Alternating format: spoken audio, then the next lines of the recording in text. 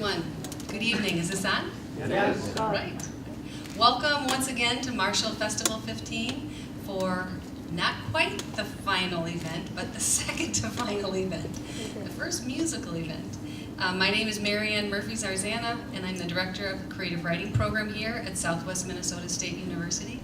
And it's great to see all of you tonight. You're in for a treat. Some of you I know have heard the Sutter brothers before, but if not, you're very lucky to be here. I'd like to first give some thanks to the generous sponsorship of Marshall Festival 15 provided by SMSU's Access Opportunity Success Program and the SMSU Office of Diversity and Inclusion that made it possible to fund our visiting Native American writers who are past contributors to SMSU's Journal of Indigenous Voices, Yellow Medicine Review.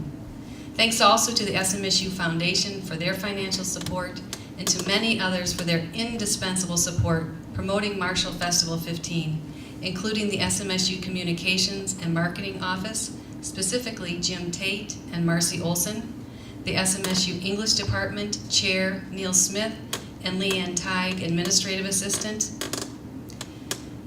the Marshall Festival Planning Committee, Professor Judy Wilson and Professor Steve Pacheco, the SMSU Alumni Office, Director Michael Vandrelli, the SMSU Barnes & Noble Bookstore Manager, Cindy Peterson and staff, the SMSU McFarland Library staff, the SMSU Residential Hall Coordinator, Jessica Bentley, SMSU Scheduling Office Director, Ron Shepoister and his marvelous staff, SMSU Catering Manager, Kathleen Preuss and her staff, SMSU Maintenance Director, Laura Botine and her staff, and all those area residents who participated in the Marshall Festival Adopt an Author program and welcome writers into their homes for homestays.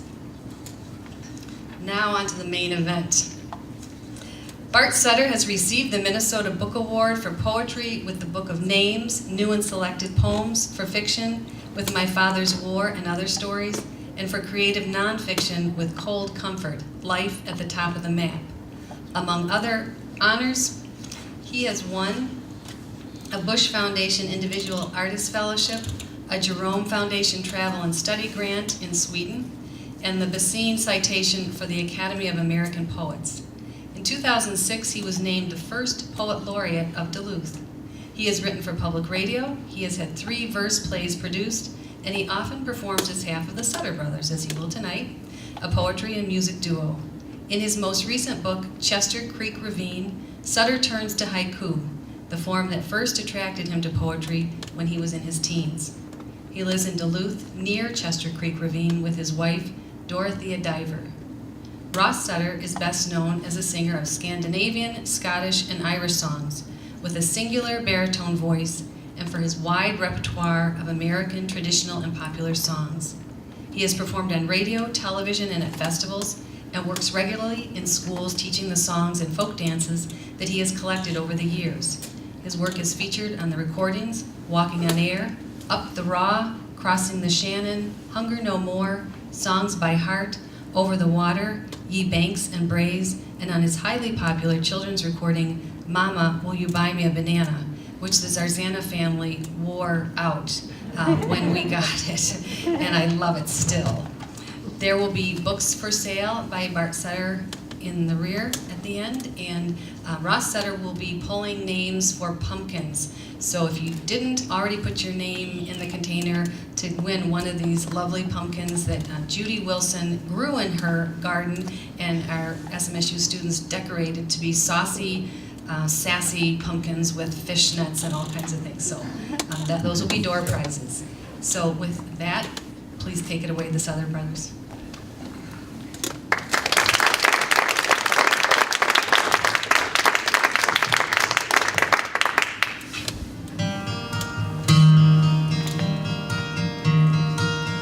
Were you going to speak first? No. Now you've ruined it all. Now the sun it doth decline, pour the beer and pour the wine. Let us lead your thoughts astray from the world and from the day. Dark the night, long till day. Do not bid bid us further stray.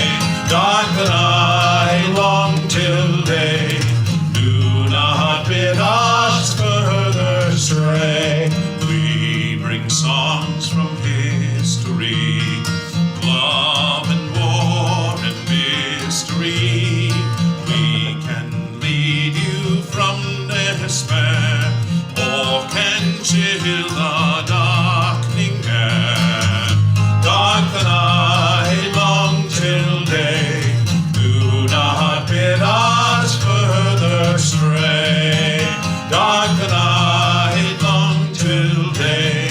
Do not bid us further stray. And you can choose to pass us by with a cruel or scornful eye. We shall see the ending through. Then we'll turn and say to you, dark the night, long till day. Do not bid us further stray. Dark the night, long till day. Do not bid us further stray.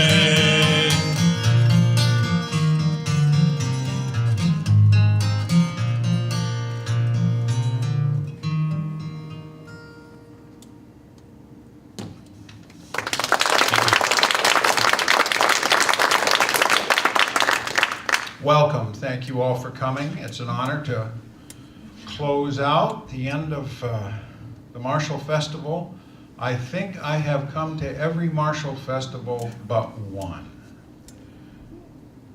It has been a really important place in my writing life.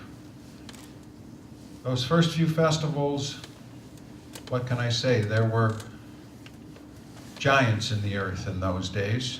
Meridel LeSueur was here, Fred Manfred, Tom Mcgrath, others, and just to be able to be around them as a young writer was inspiring, and I feel that those ghosts, and some others now too, haunt this festival in a very good way.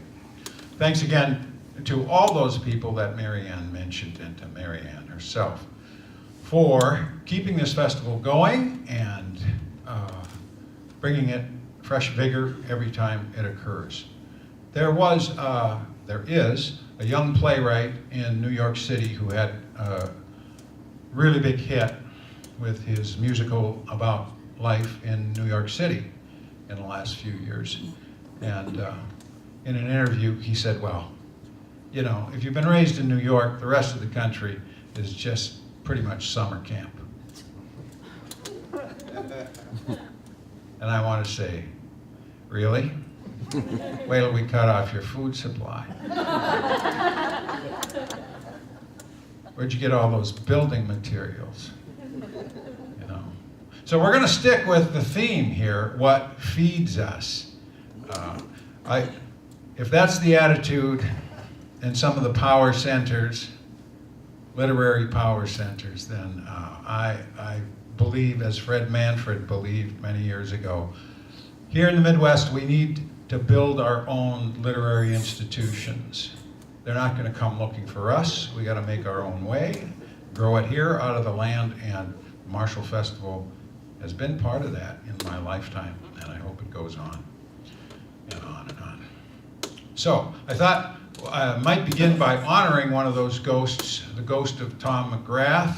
I heard him tell a story once, and then I saw it on a tape too, but he never put it in a poem. And I felt it should be in a poem, so a couple of years ago, I put it in blank verse. And this is called The Immigrants, a story by Tom Mcgrath. Have you heard the parable that Tom Mcgrath, who felt at home beneath Dakota skies, worked up to tell us why we're still so lost?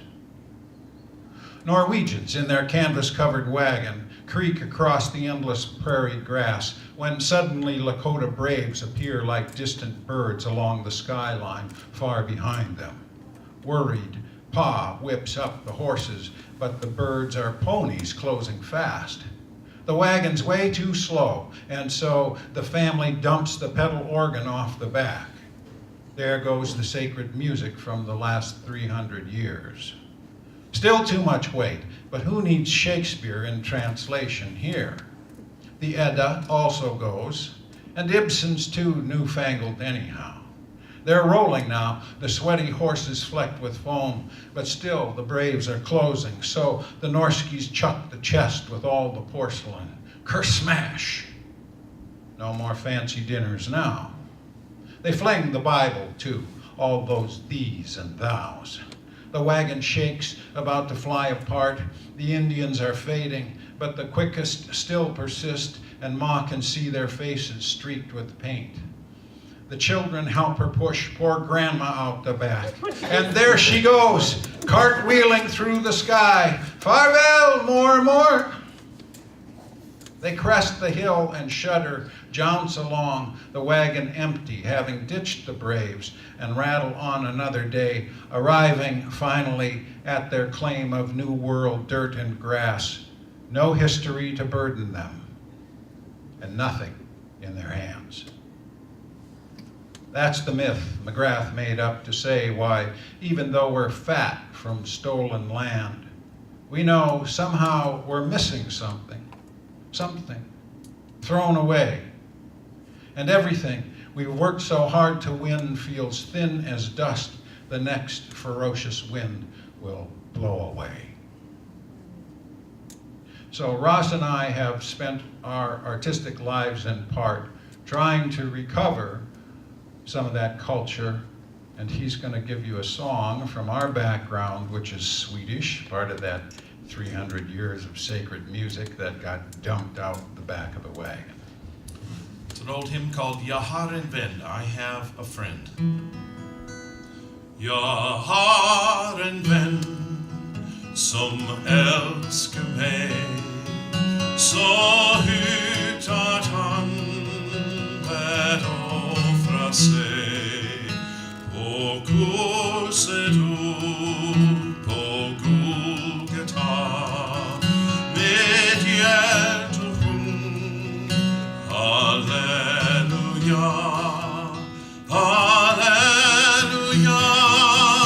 Jag har en vän som tronar ut i himmelen, kan hela vägen med mig gå, och av hans hand jag kronen får. Jag har en vän, en mäktig vän, som tronar ut i himmelen och råder över alla land. På sjö i dal, på Hödags strand, halleluja. Jag har en vän som tronar ut i himmelen, han hela vägen med mig går, och av hans hand jag kronen får.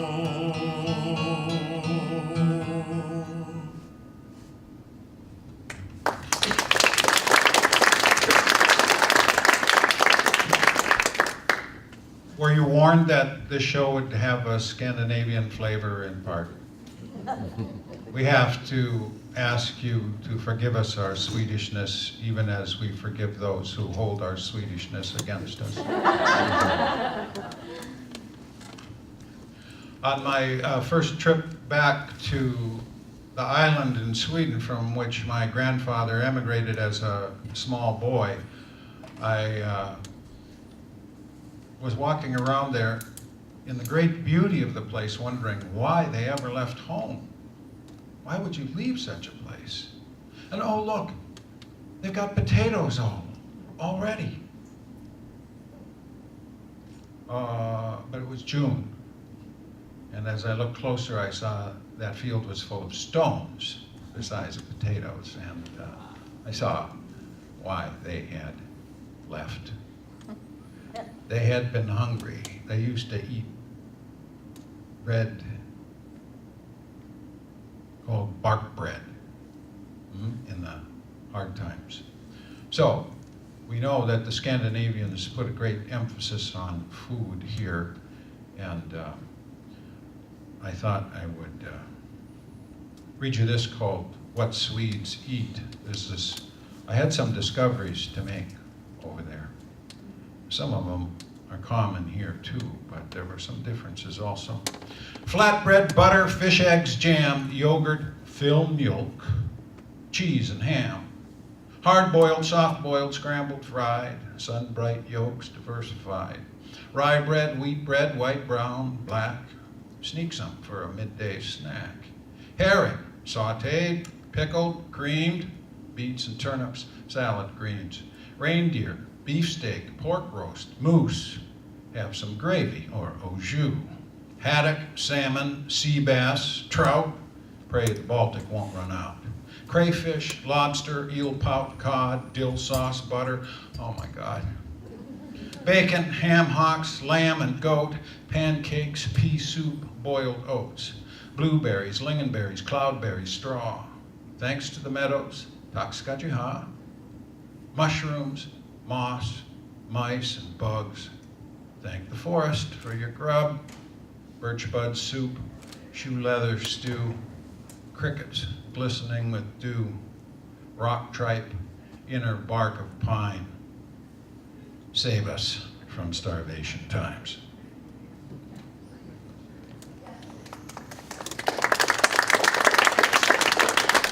Yeah, we like to eat, as you can see. Whenever we would visit our grandmother in her high-rise in Minneapolis, she would put out a smorgasbord every time. And at some point we would hold our stomachs, and then she would sing this little song from southern Sweden, from the area called Skåne. And if you come from Skåne, you are a Skåning.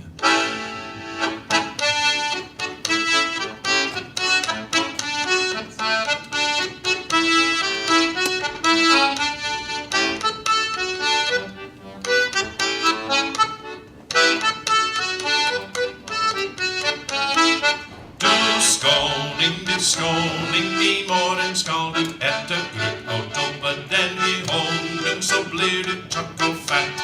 Så blir du tjokk og fett, så blir du tjokk og fett. Og doppe den i hånden, så blir du tjokk og fett. You scolding, you eat your porridge in the morning. Put some honey on it, then get thick and fat. You get so thick and fat, you get so thick and fat. You put some honey on it, and then get thick and fat.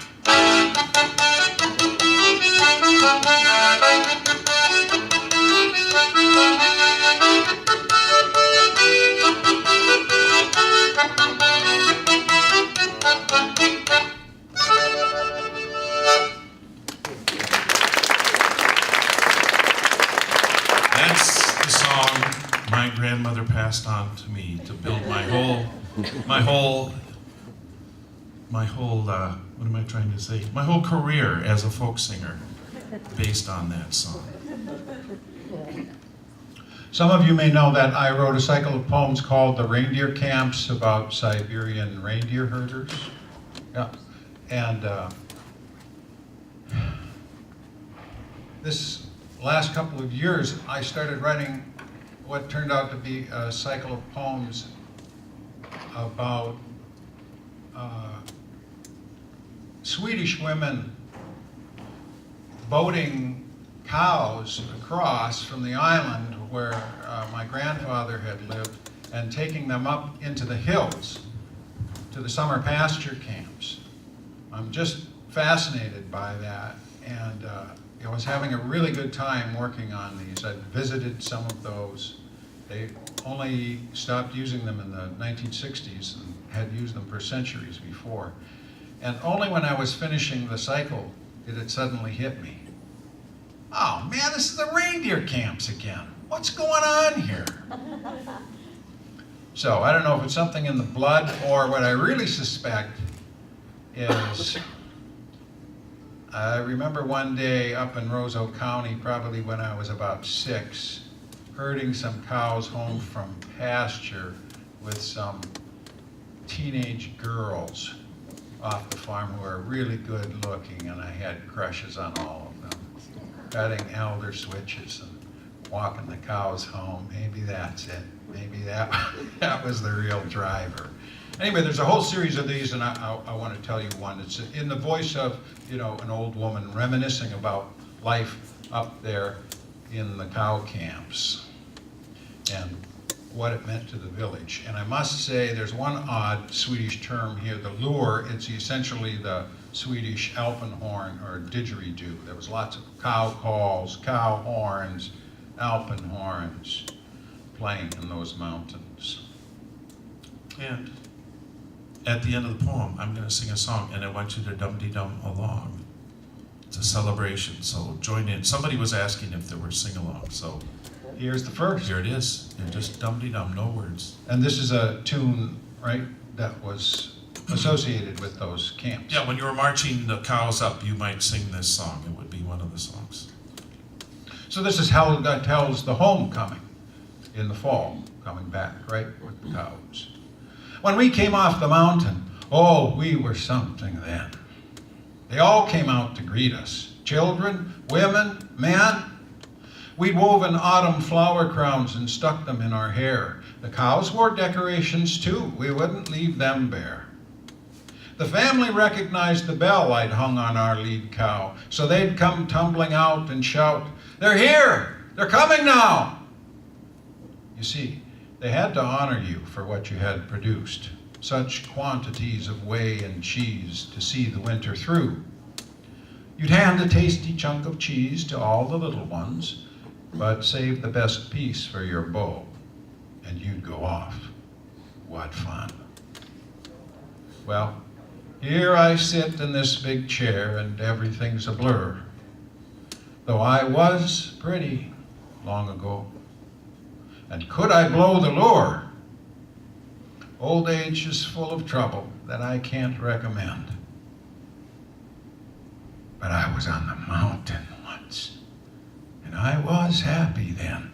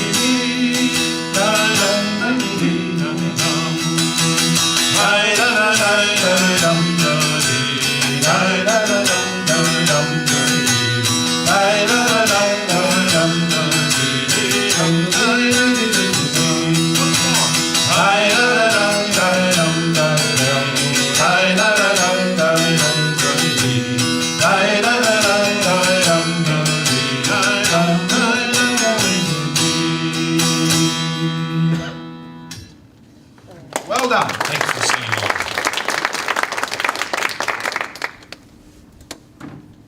Well, the ghost of Big Bill Holmes surely haunts this festival. And so I want to read what could be a tribute to him, I guess. I have felt I ought to go to Iceland, as I'm sure any of you who knew him felt you ought to go to Iceland. Harassed within an inch of your life. It so happens that I have a friend, Walt, who was there when he was in the service and has many friends, and he keeps working on me too, and I think it may happen one of these days. But Walt loaned me a few books last winter. I like to read about the North in December, January, February. So I was reading Icelandic sagas, and he gave me a really wonderful picture book with some good text, and I thought, oh man, these people. And wrote a couple of poems. Here's one. Bill, welcome to Iceland. Let's go hunt puffins hard by the sea. Let's get some puffins, just you and me. Hand me that light rod, limber and long. Hang on to my legs. Hold on real strong when I lash at the air with my puffin net. Don't let me drop. I don't want to get wet. It's 1,000 feet down from this cliff top, and I would prefer not to flippity-flop. We'll roast them in front of our turfy hut, which resembles a house in an old woodcut. We'll have us some schnapps just to get loose. Puffin tastes great. It's a lot like goose. Let's go hunt puffins hard by the sea. Let's get some puffins, just you and me. Let's lower you over the edge on a rope. Whatever might happen, I know we can cope. We'll give you this apron, fill it with grass to cradle the eggs you snatch as you pass. Puffin and fulmar, gannet and gull. Their eggs are all tasty, chickens are dull. But watch for the skua, who might well attack. Here's a light racket, just give 'em a whack. Iceland's for heroes, strangle your fear. We've gathered cliff eggs for hundreds of years. So here you go, over the edge on this rope. Whatever might happen, I know we can cope. So. I'd like to see Bill go over a cliff on a rope. Huh? That would have been something, huh? The Icelanders, like the rest of the Scandinavians, are coffee fiends, you know, and in that Nobel Prize winning novel there by Halldor Laxness. He's always got to have hot coffee. He doesn't want the guests to think that he wouldn't have enough coffee. So we like to give coffee its place of honor, its proper role here, right here in the show. Here's the chorus. It's another sing-along. Alleluia, Alleluia. That's all there's to it. One more time. Alleluia, Alleluia. Of all the liquids that we consume, of all the potions for drinking, it's coffee that we are fondest of. It clears the head for clear thinking.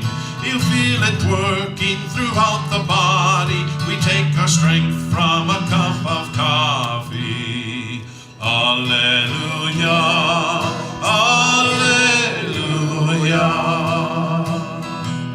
When autumn comes with its ice and snow, when April bursts with her showers, our mood can vary from high to low, and we could doze off for hours. When we are chilly throughout our body, we take our health from a cup of coffee. Alleluia, Alleluia. When we want news of the freshest kind from all the city's wide regions, we only need take a coffee break to see our friends and relations. At coffee tables we do good labor in conversation with friends and neighbors. Alleluia, Alleluia.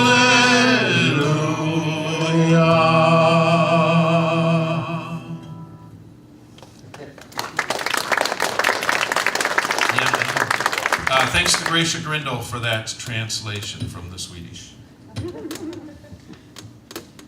So we're going to give you another opportunity just like that to sing along.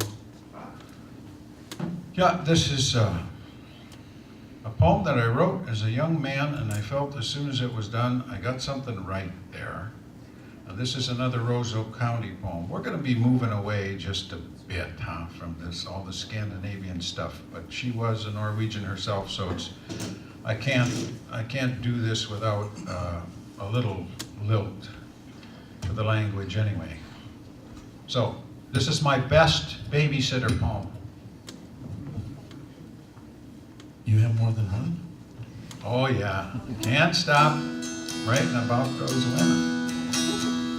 Go tell and Rody, go tell and Rody, go tell and Rody, the old gray goose is there. The one she's been saving, the one she's been saving, the one she's been saving to make a feather bed.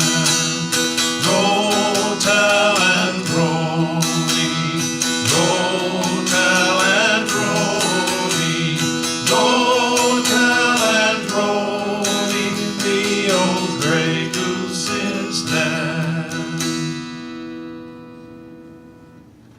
She was famous for kindness, Geneva. And yet she could run down a hen and chop off its head just like that. Macaroni, I said, when I saw the insides, and she crowed like a satisfied rooster. I once watched her husband, the only man I knew who had a mustache, string up and slaughter a cow. I ran to Geneva and buried my face in her lap. Geneva, I said, does it hurt? That old cow, said Geneva. Don't worry, she said. You don't feel a thing when you're dead. She died in the mill pond. She died in the mill pond. She died in the mill pond, standing on her head. Go tell and Rody, go tell and Rody, go tell and Rody, the old gray goose is dead. Geneva giggled and taught me to piss in the dark in a thunder jug. I was from town and embarrassed, but Geneva enjoyed that noise. She taught me itchweed and outhouse. She spanked me and wiped my ass. She was a good one, Geneva. The world was a joke, and everyone said, she's a real card, that Geneva. She had warts and a nose, Geneva, and a twisted smile with teeth. But she also had beautiful daughters, hay and fresh faces and breasts. They could cook. The kitchen had pails, and everyone drank from the dipper. I could taste the tang of the tin and smell that slop bucket stink and the fragrance of bread on the table. She was always baking, Geneva. She taught me the stars, Geneva. It was night in the garden. She was giving us something again. Carrots, cucumbers, tomatoes, and such. Everything cool and slick. Chicken shit, said Geneva. That's the secret, she said. My pants were all wet with the dew. Look at that, said Geneva, and showed me the star-spangled sky. It's a coloring book, said Geneva. It's all dot to dot. Don't you see? And I saw the sisters, the hunter, the bull, and the bear, the dipper, from which we all drank. So I thank the stars for Geneva, all of her muscles and fat, that quick chicken killer, that ugly she of the beautiful daughters and prize-winning hogs, that woman of pickles and jam. Geneva, she taught me the mud and the stars. And when I am ready to die, she will come with her hatchet in hand, and her face like a kerosene lamp, and her dress all feathers and blood. Go tell and Rody, go tell and Rody, go tell and Rody, the old gray goose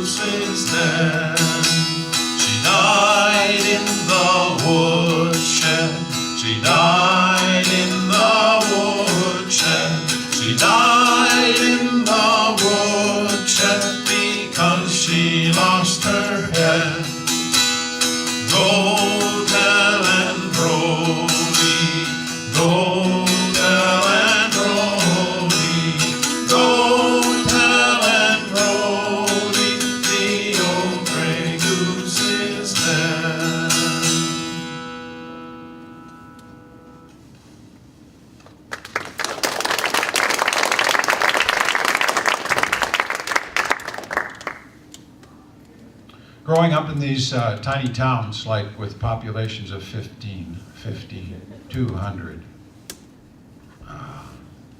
Ross and I had a chance to get sweatily familiar with farm work.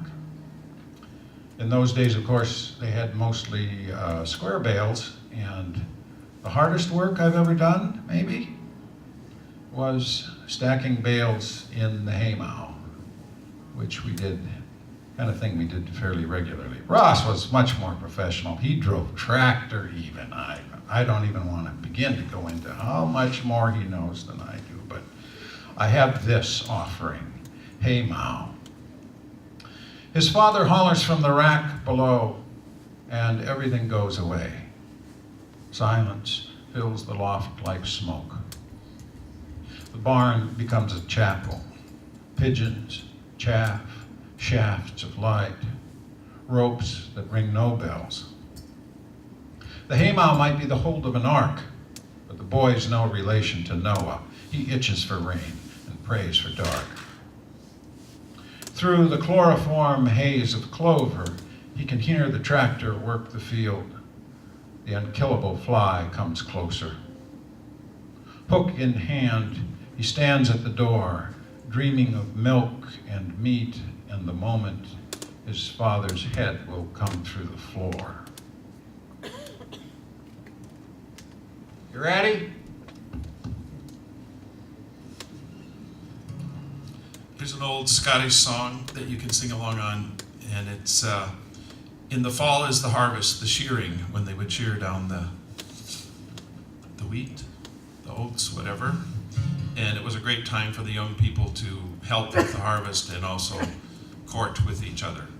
And the song says, "The shearin's no for you, for your back it winna boo, your back it won't bend, and your belly's rollin' full.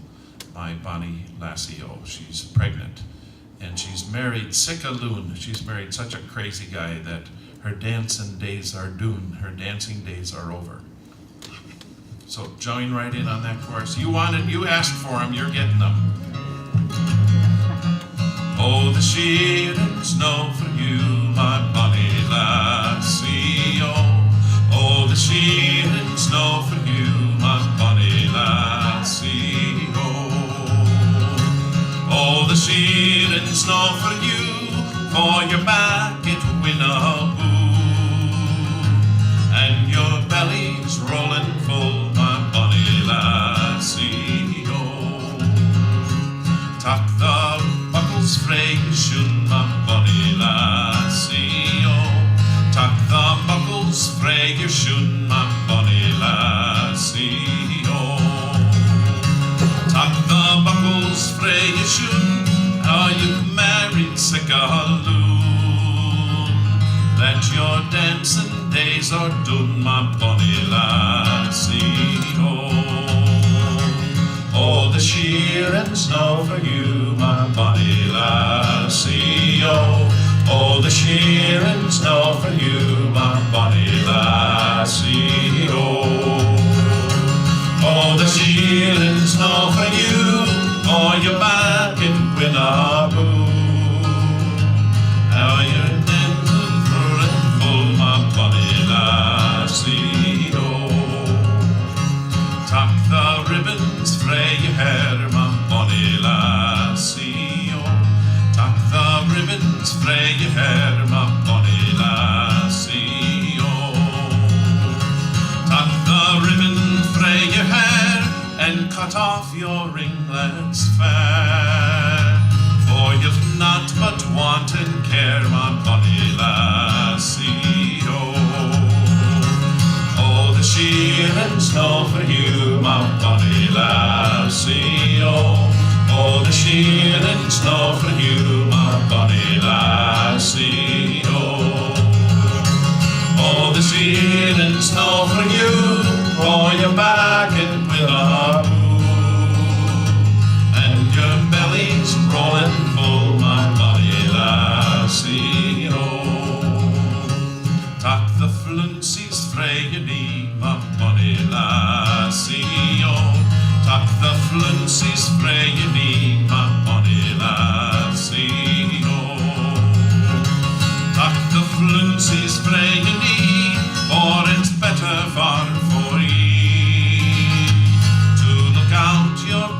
these three, my bonny lassie, oh, the shearing snow for you, my bonny lassie, oh, the shearing snow for you, my bonny lassie, oh, the shearing snow for you, for your back in Winnaboo, and your belly's rolling full, my bonny lassie,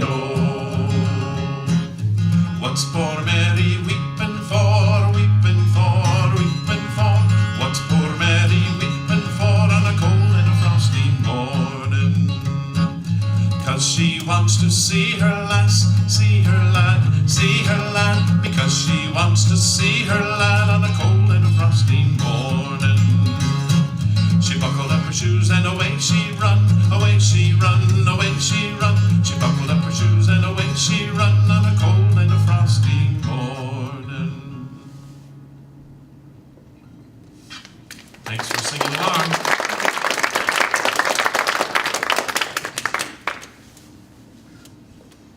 So, since we were raised in places like Greenbush, Ross, Duxby, Petersburg. Anybody know Petersburg down by Jackson? No? Hey! Petersburg, Hamlintown.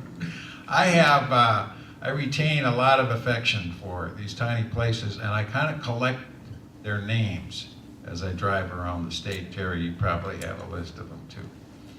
On Highway 23, I got Brook Park, I got Bach, I don't know. Yeah, oh yeah, Bach, and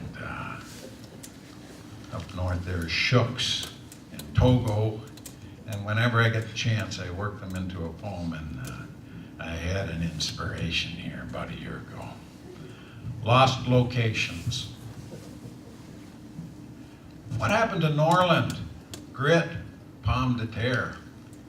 Once bustling towns, they're neither here nor there. It upsets me when these days nobody talks about berries near Pine Creek, Duxby, or Fox. As a boy, I thought those hamlets would last forever. It seems they've all gone the way of Bell River. The ore was mined, the forest logged. Its function lost when the railroad died. There went Winnipeg Junction. What about Old Crow Wing, Mallard, and Moose, where people sold grog and used to chew snooze? What happened to Darling, Dorothy, Hazel, Dwayne? They had no importance. I miss them just the same. I do, and assume you do too.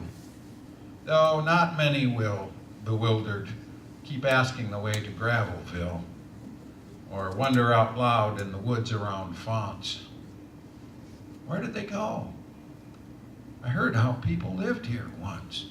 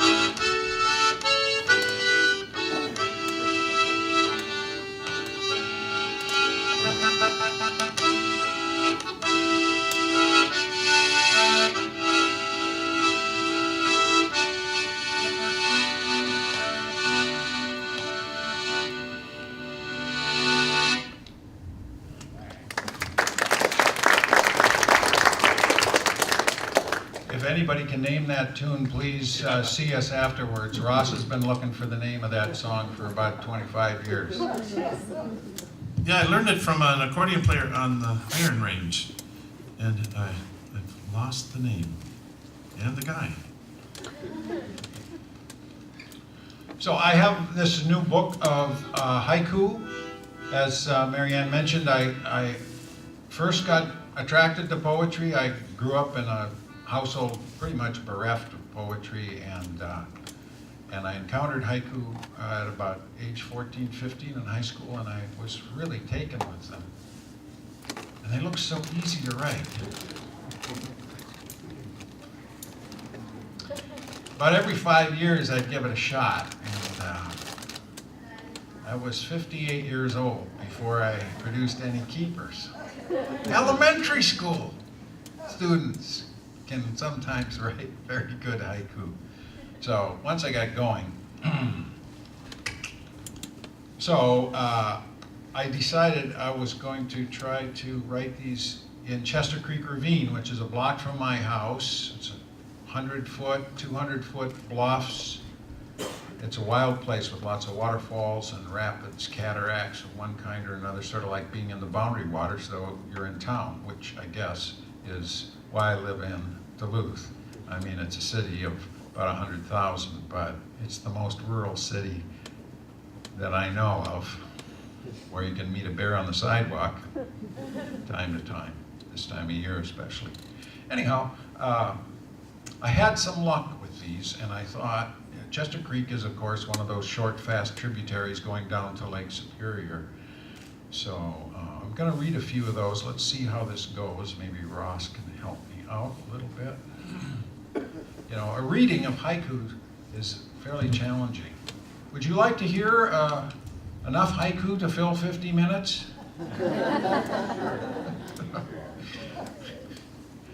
So, the dog and I stand looking at a black hole in the ice. Sounds like something's cooking. An ice arch rots above the waterfall. Some things we keep, some not.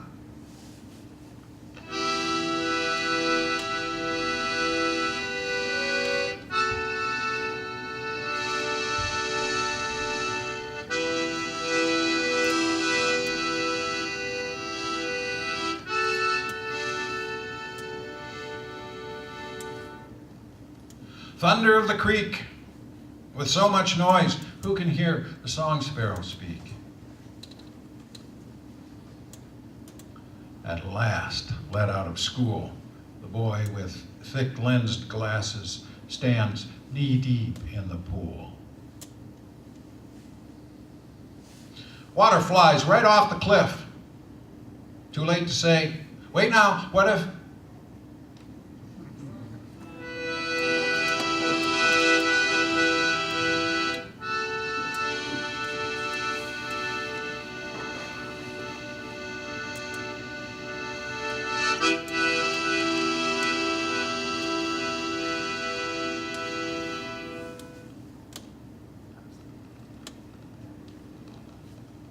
I thought I was alone,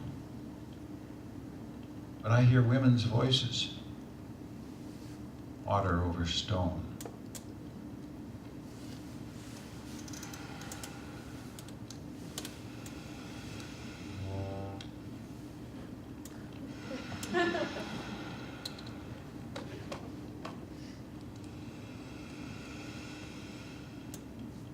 From branches in the stream, icicles begin to drip. Last summer was a dream.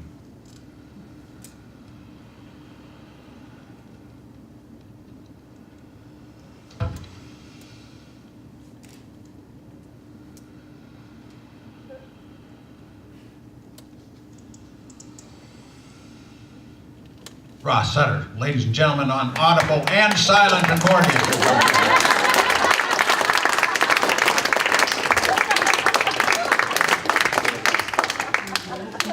We try to have some fun. So, if we had tributary to Lake Superior, we should have Lake Superior itself.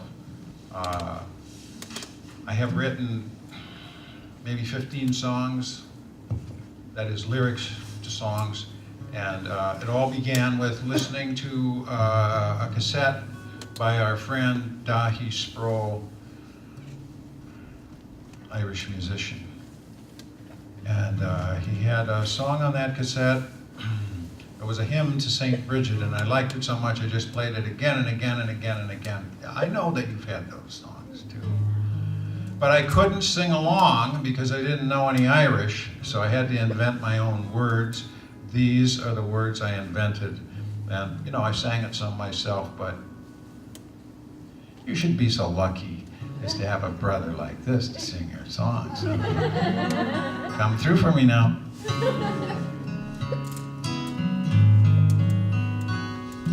Here's to Lake Superior, great interior ocean, misty as a memory, deeper than a dream. Home to trout and salmon, falcons and mergansers, wilderness of wild ways, dark sweet water sea. Near to Lake Superior, sorrows all grow smaller, water like the mind of God, wide as all the world. So here's to Lake Superior, great interior ocean,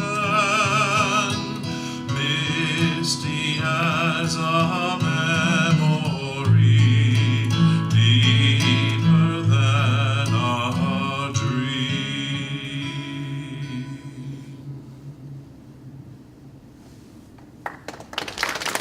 Thank you.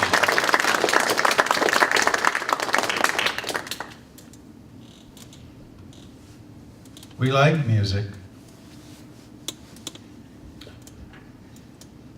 And we wanted to listen some. We wanted to listen to some after being out in the woods fishing one morning. And we had found this tavern back in the trees. You heard us do this shtick before? Some of you? We stopped at this tavern, and it was really a fabulous place, and we were having this great lunch, and all it needed to perfect it really was some country western from the jukebox. They actually had a jukebox, old-fashioned sort of place. So I went back with a pocket full of quarters. It wasn't country western. It was country northern. I was so taken by the titles that I wrote them down immediately on about 6 napkins. Here they are. Jukebox tunes from the Dirty Shame Saloon. Her perfume smelled like bug dope, and he can't forget. Evergreen blues. Oh, for nice. Meet me in the fish house and we'll somehow find the room.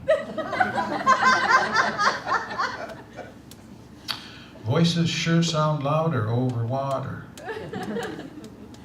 The Peat Bog King of Coochie-Ching. You might wear moose-hide mucklucks, but you got an ugly truck. Blueberry boogie, the oil can rag. Woof to mega mama, there's a teardrop in my eye. Where have all the crew cuts gone? You must be a mosquito, babe, because you sure love to whine. The trout creel reel. Phooey on you. Somewhere north of nowhere, everything went south. Shotgun shottish. Lake Superior's wide and blue, and so, my love, are you. The trouble with linoleum. I'll sing him a little bit of that. It's my favorite. The trouble with linoleum, it's always rolled so tight that when you go to lay it out, you stay up half the night. You heard that? Good one. It's a big hit on the North Shore, I'll tell you that. You stop and listen sometime. When I think back on lutefisk and left so warm and dry. My man's an iron miner, but he's not made of steel. Snowshoe shuffle with a boy toy, a cedar swamp stomp. When the smelt buckets are loaded, I'm coming home to you. We know that one. We like that one. We hope you like it too. Ross will teach you the chorus. It won't take 30 seconds. Here it is. When the smelt buckets are loaded, I'm coming home to you. That's all there's to it. You got it? When the smelt buckets are loaded, I'm coming home to you. One more time.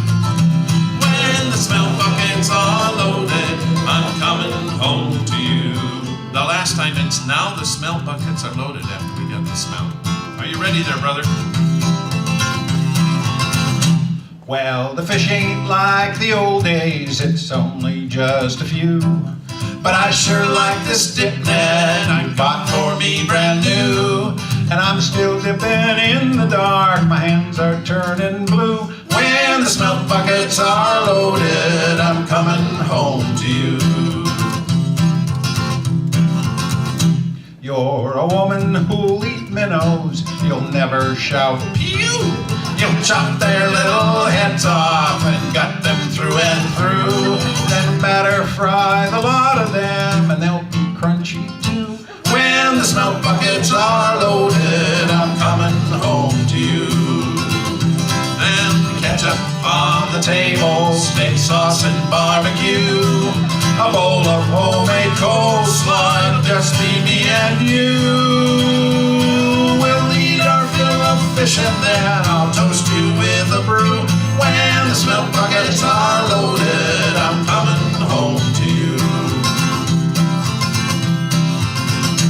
Now the smelt buckets are loaded, and I'm half loaded too. I'm driving home to Fridley, I bought a can of chew. When I get in, I'll wake you up, you'll know just what to do. Now the smelt buckets are loaded, I'm coming home to you. Now the smelt buckets are loaded, I'm coming home to you.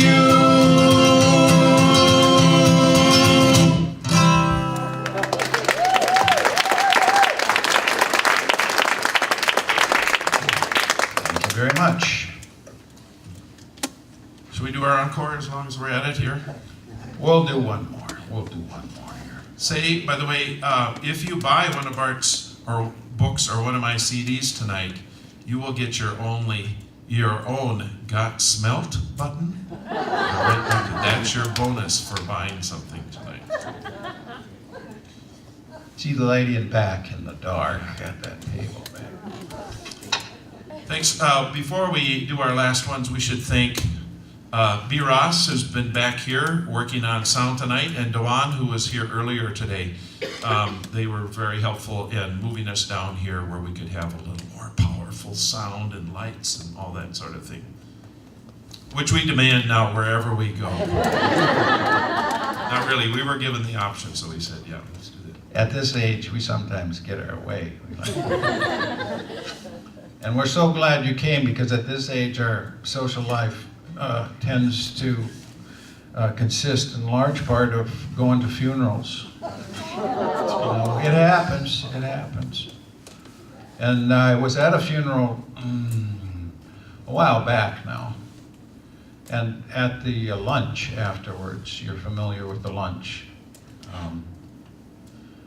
I was sharing a table with an older couple. You know, my wife and I were sharing a table with an older couple, and it became pretty clear that they were newly in love. Yeah, that's what we thought. That's pretty sweet, you know. But it kind of plagued me, because as I, went away from that day, I got to wondering about them. As in, I wonder where they met. I wonder if it was at another funeral. Together. And my, my imagination got to working, and so this was the result. The funeral rites. He met her at a funeral. It might have been a dance had they been younger. They were not. The Despite the circumstance, he couldn't help but notice her and thought he'd take a chance. At the post-interment basement lunch, he gave her his best glance. Her face was wrinkled, sure enough, but also soft and smooth. She had a low and gentle voice like mothers use to soothe. He told a story on their friend. She laughed and he rejoiced. This woman might be past her prime, but definitely choice. Turned out she was Norwegian. Just like his, her eyes were blue. And what a wild coincidence! She liked coffee too. He felt his Elsa wouldn't mind. Her passing had been long ago. Now this pretty woman was affecting him like song. She had nice manners, liked to laugh, but kept it dignified and decent as a person should, their good friend having died. They walked out to the parking lot. He asked if he might call someday to take her out for pie. She wasn't shy at all. So that was the beginning there. He'd found his second wife. He met her at a funeral that brought him back to life. Thank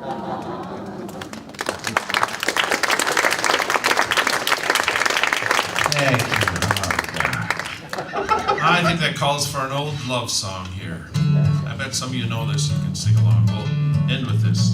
And it's staying in the food theme, too. Yes, we're keeping that food theme going. Sugar in the morning, sugar in the evening, sugar at supper time. Be my little sugar and love me all the time. Honey in the morning, honey in the evening, honey at supper time. Be my little honey and love me all the time. Put your arms around me and swear by the stars above, you'll be mine forever in heaven of love. Sugar in the morning, sugar in the evening, sugar at supper time. Be my little sugar and love me all the time. Oh, sugar time is any time that you'll need. Oh, just a piece, so say you'll be my honeycomb. We'll live in a heaven of love. Sugar in the morning, sugar in the evening, sugar at supper time. Be my little sugar and love me all the time. Honey in the morning, honey in the evening, honey at supper time. Be my little honey and love me all the time. Oh yes, put your arm around me and swear by the stars above, you'll be mine forever in heaven of love. Last chance. Sugar in the morning, sugar in the evening, sugar at supper time. Be my little sugar and love me all the time. Oh yes, be my little sugar